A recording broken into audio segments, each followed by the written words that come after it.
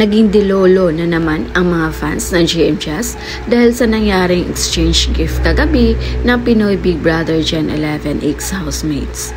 Kaya bigla tuloy na pa-live si GM para magsalita about sa issue na yun. Marami kasi sa mga supporters ng GM Fiang ang nagalit kay GM at nagselos.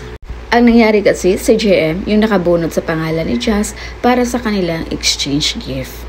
At ito yung sinabi ni GM para kay Jazz. Maganda siya, magandang babae, sobrang gandang babae. Kulit, pakitawag si Jazz. At dahil dito, nagsilabasan ang mga supporters ng GM Jazz dahil nabuhayan daw sila ng loob. At ang sabi nila, may mga fandom daw na maiiyak sa 2025. Nagkaroon ng malaking ayuda ang mga supporters ng GM Jazz dahil sa sinabi ni GM na sobrang ganda ng babaeng ito. Naayon pa sa kanila, hindi daw talaga makalimutan ni GM ang kanyang first love.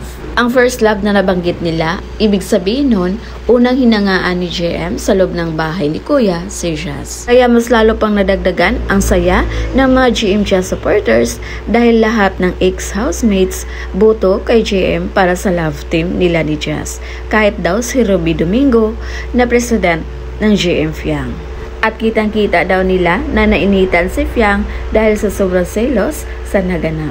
Kaya hindi pumayag ang mga supporters ng GM Fiang na ganun-ganun na lang.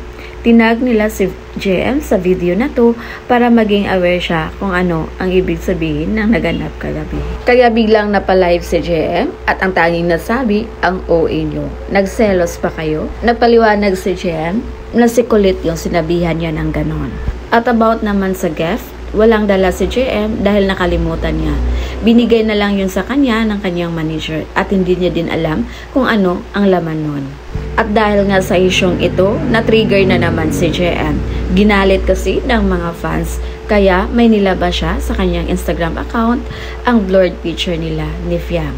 Kung saan makikita sa kanyang Instagram post na sobrang sweet ng dalawa at ang caption na yon ay gift. Na ibig sabihin nun, yun yung best gift na natanggap ni GM. Kaya pahabol ng mga supporters ng GM Fiang na ilabas ni GM yung nasa drops ni Fiang na I can't go out, I am sick. And by the way guys, in-unfollow na pala ni GM si Jazz sa kanyang Instagram account. So yun muna yung pa-update natin guys. And again, this is Milos TV. Thank you for watching.